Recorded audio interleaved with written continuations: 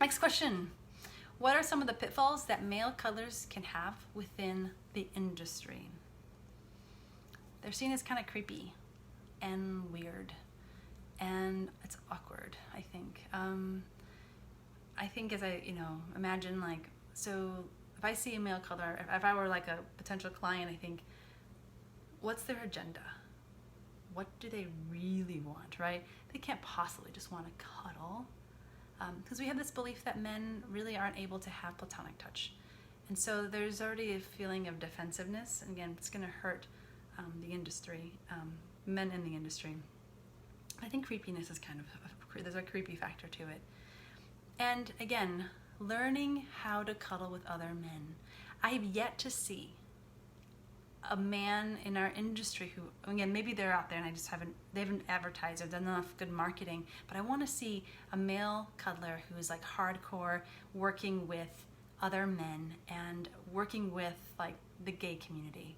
That would be amazing. I'm waiting for that star to show up and being really open about professional cuddling with the gay community, gay men.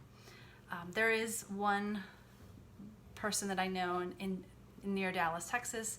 His name is Gary Morris, and I saw his Facebook page today, and it's Bear Cuddles. Now, it may be because he likes bears, and it may be because, bears are cuddly, and there's an image of two bears, but like, that's fantastic, really great beginning marketing to the gay community. Bears, there's this thing as gay bears, males who are bears, who are gay, and I think that's kind of getting that right idea. Like, there is such a great need in the gay community.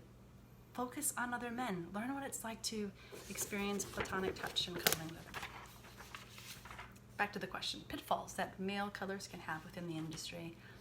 Losing control, right? So, you're really with someone and just that sexual energy kind of shows up. It can show up with me, it can show up with any of us, but again, knowing how to manage your own sexual energy. Hopefully you've done your own work around that. You've had good platonic touch relationships with family and friends, so you really have that under control. And one that Carlos mentioned, and I want to share this, he said, how to talk to a woman.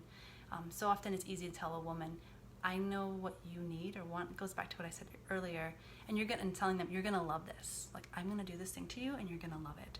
And kind of like gaslighting, because thinking that all women are the same and presuming that all clients are the same. So all women love ... And that's so not true.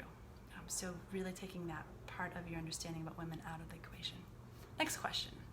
As a hetero cis male, what's it like to cuddle with other men? So again, if you want to do this work, find some guys to cuddle with. Yay, if you're hetero especially. I really want to know what your experience is. If you're a hetero guy and you cuddle with other men, please, I want to know, like, what's that like for you? What comes up for you? Is it uncomfortable? I think some hetero guys are kind of like, they don't want to be perceived as bi or gay. And yet, again, this is platonic touch. And so if that comes up, you're like, I don't want to cuddle with guys because I don't want to be perceived that way. Then maybe that says a lot about your own prejudices against that community and really prejudice around this work. This work isn't sexual. So if you're already thinking of it in a sexual way in that regard, then yeah, let's just check in with yourself. Next idea out there is, if you want to do this work and you're a man, what do you understand about the experiences of women with men, other men? Have you talked to the women that you love in your life? Have you asked them the question, what's it like to be with men?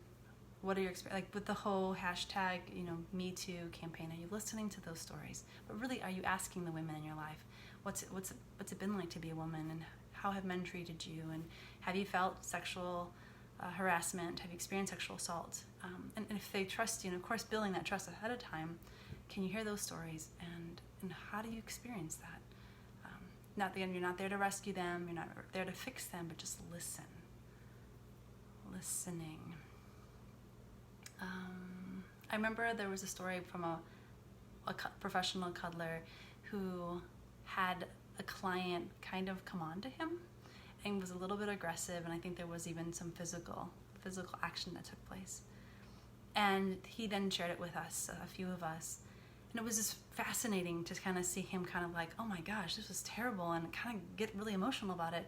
And a lot of the women were like, as much as we were like, that is terrible, right? We had compassion for him. At the same time, it was like, that happens to us all the time.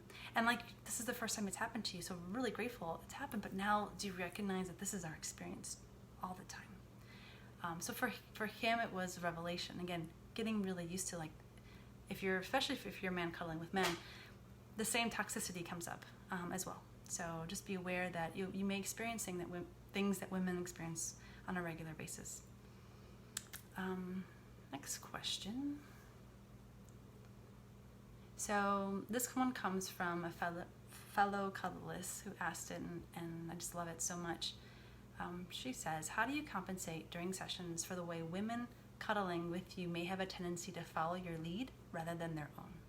So women, we've been conditioned to accommodate. We've been conditioned to take care of our men. We've been conditioned to do the things that men want, to make them happy, to please them. And so how do you compensate? How do you handle if you meet a client that's just wanting to take care of you? Now, I can respond on the flip side of that. I have had men who want to accommodate me and take care of me. So this is kind of what I came up with. And this is a personal characteristic. Like, you have to have this within. You can't, this isn't something that, this is something that has to be part of who you are. So basically it is, my question for you is, how do you handle not being in control? When was the last time that you weren't in control of a situation or of a relationship, and you just felt that like limbo and what's happening, and oh my gosh, I don't know what's going to happen next? Like, if that's something that you can find some grounding in, that's excellent.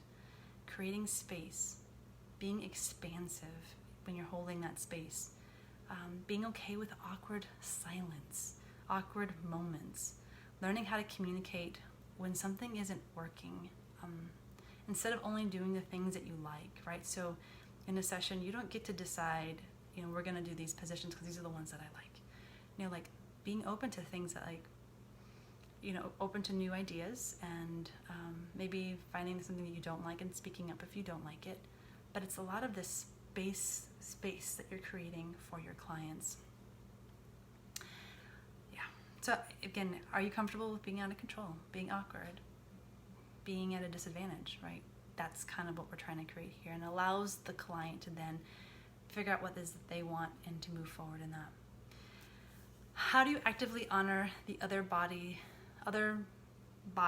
and intuition was another question that was proposed, and I love that one too. How do you honor someone else's body and their intuition?